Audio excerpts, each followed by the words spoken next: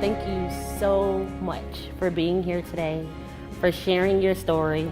You have a phenomenal story and people need to hear it. So tell me a little bit about yourself starting off. Well, I am a 28-year-old entrepreneur.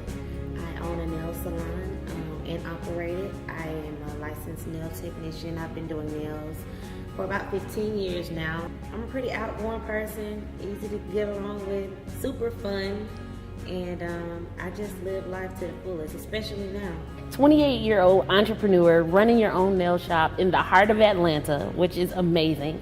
So tell me about your process leading up to this. To have my salon at this point, I did set goals and I did say that, by this age I would have this and by this age I would have that, but I don't know if I necessarily wholeheartedly believe that. And then when things just started manifesting after I said it, then I just kind of ran with it. It built my confidence, it built my faith, and it allowed me to be able to declare more things in my life and just believe that I can do whatever I say I'm going to do. It was a glitch in the road. Something happened along the way. You got into a really bad accident. I did. So I'm a big partier. Single, no children. Got a lot of single, no children friends. We party. So in the process of me, when I decided that I was going to do the nail salon, I reached out to some of my clients, some of my celebrity clients, and some people I knew, some contacts that I had that I knew could probably provide financial help. And I set up a couple meetings with a couple of people. And one particular meeting with my client, Keisha Knight Pulliam, went really well. She agreed that she wanted to help me and that we would move forward. So in that, I went out to celebrate, me and my drinking party and friends. And so, this wasn't anything that was new to us. We always party, and but I got everybody together this particular night because I'm like, it's about to happen. Like, for real, this is it. So we went bar hopping. We started off at one bar, walked across the street, went to another bar, and all of this is just drinking. Now, mind you, I live right behind this bar. Like, it was literally walking distance from my house. So I'm thinking, I'm okay, no biggie. This is all the same day that I had showed Keisha my business plan, and we were moving forward. So I got up and gave a speech. I remember this night like it was crazy. Got up and gave a speech like, here, we on now, we balling, we about to do it. So the night was over. I don't remember the night really being over, I'll be honest. We all went our separate ways, and the next time I woke up, I was in the hospital. Saw these people standing over me, and I'm like, what time is it? And so I heard a lady say, it's 7:10. I said, oh, y'all got to move, I'm late for work. And so they were pushing me back down on the bed, and I'm like, what are you doing? Like, why is everybody over me? What's the problem? And why does my mouth hurt?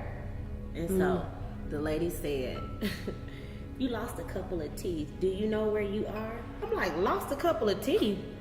You better find them, because I'm something like Beyonce in these streets. I can't lose no teeth.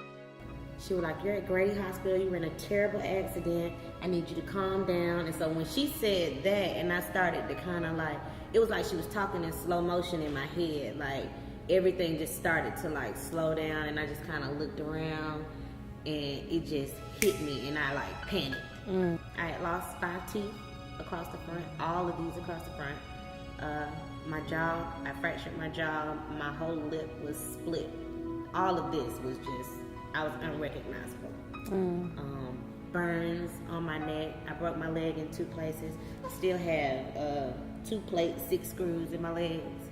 So once you woke up and you're in pain and you realize I can't go to work, broken jaw, teeth knocked out, broken leg, what did you feel? When was your moment of soaking it in and saying, wow, this happened? I got home and I saw a mirror, and then I was like, you really screwed yourself up. Like, how dumb of you. Like, how could you do this to yourself? All the blessings and you know, how God just grants you favor and you just do this to yourself. So how did you deal with that guilt? I probably cried every day for 3 weeks. Every day. And then finally my mom, she's so crazy. My mom was like, she never raised us like tough love, but she's always been real. Like, she didn't sugarcoat anything for us. So it was kind of like she came in my room one day, and then not only was I crying, I was mean. You know, like, woe is me, and, you know, like somebody owed me something. Like, because I didn't walk for 3 months. So my mom came in the room one morning, and I was crying, and she was like, enough of this. Like, enough. Everybody's been here doing stuff for you, going, you know, coming to see you. You did this to yourself, okay? You did it. If you didn't want to be in this position, I guess you'll think next time before you out drinking like that and get behind the wheel of a car. And she was like, you know, the fact of the matter is, it's done. It's done. You can't take it back. You got things to do. If you're going to open up this shop, go ahead and open up the shop. Move on. Move on with your life. Because you cannot get that night back. It happened. It's over. I don't want to hear no more tears. I don't want to see no more tears. It just kind of snapped me out of it. Like, at the end of the day, she right. It is what it is. I did this to myself, and I can only forgive myself and move on. So talk about that forgiveness process. The major part of forgiving myself was just recognizing God's favor. Like, you spared me for a reason. You know what I mean? Like, the man who found me, my car had been ready. It was 3 o'clock in the morning. Nobody was outside. Nobody was there to even see what had happened. I hit a tree at 3 in the morning. People are asleep. And so it just so happened, a young man came outside to smoke or do whatever he do on the porch, and he was like, is that a car on the tree? And he just walked out of there, and he could have walked out, called the police, and you know, left, but he took the initiative to pull me out the car. I was choking on my teeth. He didn't even know me, stuck his hand in my mouth, pulled the teeth and blood out of my mouth so that I could breathe. And all of this while I'm unconscious. It was just favor over the entire situation. So that allows me to forgive myself because God thought that much of me.